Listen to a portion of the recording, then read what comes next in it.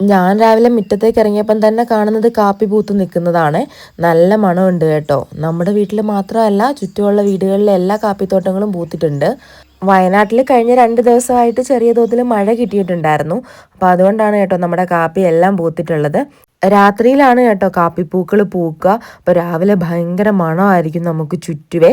ഇവിടെ മാത്രമല്ല, ഞാൻ പറഞ്ഞില്ല, അടുത്തുള്ള വീടുകളിലൊക്കെ ഇത് തന്നെയാണ് അവസ്ഥ. അപ്പം നിറയെ തേനീച്ചകളും വണ്ടുകളും ഒക്കെ ഉണ്ട്. ഇനി പതിയെ ഈ പൂക്കളൊക്കെ ഉണങ്ങി കാപ്പിക്കുരുവായിട്ട് മാറും. അങ്ങനെ കുറച്ച് സമയം ഞാൻ കാപ്പിപ്പൂക്കളൊക്കെ കണ്ടു നിന്നിട്ട് പച്ചമുളക് പറിക്കാൻ വേണ്ടിയിട്ട് ഇറങ്ങിയതാണ്. അപ്പോൾ ഇവിടെ കുറേ പച്ചമുളക് നിൽപ്പുണ്ട്. കുറേയൊക്കെ ചീത്തയായി പോയി. അപ്പം ബാക്കിയുള്ളതെല്ലാം പറിച്ചെടുത്തേക്കാമെന്ന് വിചാരിച്ചു. ഞാൻ കുറച്ചേ ഉണ്ടാവുള്ളൂ എന്ന് കരുതിയിട്ടാണ് കേട്ടോ പറിക്കാൻ ഇറങ്ങിയത്.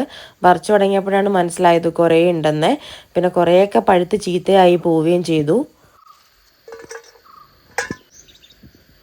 കഴിഞ്ഞ വീഡിയോ കണ്ടിട്ട് എന്നോട് കുറേ പേര് ചോദിച്ചിട്ടുണ്ടായിരുന്നു പച്ചക്കറി കൃഷിയാണോ മെയിനെന്ന്. നമ്മൾ വയനാട്ടുകാർക്ക് ഇതൊക്കെ വീട്ടാവശ്യത്തിന് വേണ്ടിയിട്ടുള്ള കൃഷിയാണ് കേട്ടോ. അപ്പോൾ ഇവിടെ എല്ലാ വീടുകളിലും അത്യാവശ്യം വീട്ടിലേക്കുള്ള സാധനങ്ങളൊക്കെ കൃഷി ചെയ്തിട്ട് തന്നെയാണ് ഉണ്ടാക്കുക.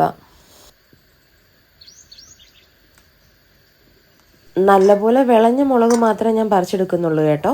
അപ്പോൾ ഇത് ഒരുപാടുണ്ടെന്നുണ്ടെങ്കിൽ നമ്മൾ ഉപ്പിട്ടിട്ട് ഉണക്കി കഴിഞ്ഞ് കഴിഞ്ഞാൽ നമുക്ക് മുളക് കൊണ്ടാട്ടം പോലെ തന്നെ ഉപയോഗിക്കാം.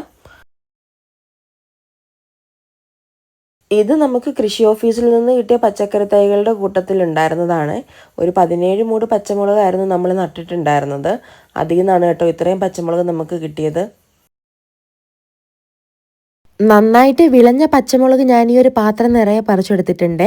അപ്പം നന്നായിട്ട് വിളഞ്ഞ പച്ചമുളക് ആയതുകൊണ്ട് ഇത് വെച്ചിട്ടൊരു മുളക് തൈര് കറി കൂടി ഉണ്ടാക്കാമെന്ന് വിചാരിച്ചു.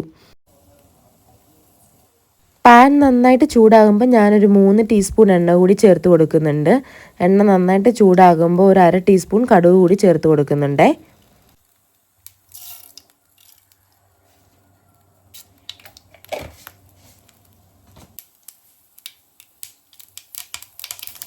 കടുക് പൊട്ടിക്കഴിയുമ്പോൾ നമുക്കൊരു 1/2 ടീസ്പൂൺ ഉലുവ കൂടി ചേർത്ത് കൊടുക്കാം.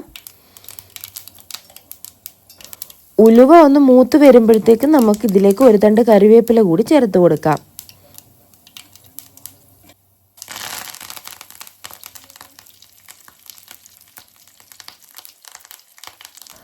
പച്ചമുളക് നന്നായിട്ട് കഴുകി വൃത്തിയാക്കി ഞെടുപ്പെല്ലാം കളഞ്ഞ് അതിൻ്റെ നടുവശം മാത്രം ഒന്ന് കീറി വെക്കണം.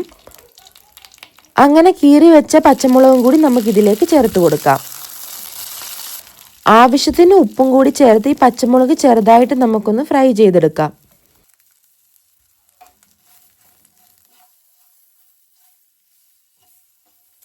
ഇപ്പം നമ്മുടെ പച്ചമുളക് അത്യാവശ്യം എണ്ണയിൽ കിടന്നൊന്ന് മൊരിഞ്ഞ് വന്നിട്ടുണ്ട്. ഇനി നമുക്കിതിലേക്ക് 1/2 ടീസ്പൂൺ കായപ്പൊടി കൂടി ചേർത്ത് കൊടുക്കാം.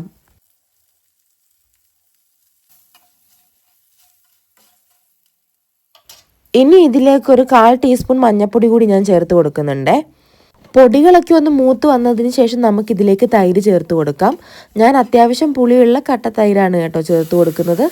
തൈര് ചേർത്ത് കൊടുത്തതിന് ശേഷം ലോ ഫ്ലെയിമിൽ വെച്ചിട്ട് നമുക്ക് ചെറുതായിട്ടൊന്ന് ചൂടാക്കിയെടുക്കാം. ഈ സമയത്ത് കുറച്ചുകൂടി ഉപ്പ് ആവശ്യമെങ്കിൽ ചേർത്ത് കൊടുക്കണം. അപ്പോൾ നമ്മുടെ മുളക് തൈര് കറി റെഡി ആയിട്ടുണ്ട്. നല്ല ചൂട് ചോറിൻ്റെയൊക്കെ കൂടെ കഴിക്കാൻ ഈ ഒരു കറി മാത്രം മതി. നല്ല പച്ചമുളക് കിട്ടുന്ന സമയത്ത് നിങ്ങളും ഈ ഒരു കറി ട്രൈ ചെയ്ത് നോക്കിയിട്ട് ഫീഡ്ബാക്ക് പറയൂ. അപ്പോൾ ഇന്നത്തെ വിശേഷങ്ങൾ ഇത്രയൊക്കെ ഉള്ളൂ. പുതിയൊരു വീഡിയോയുമായിട്ട് വീണ്ടും കാണുന്നത് വരെ സസ്നേഹം, മീര കൃഷ്ണൻ.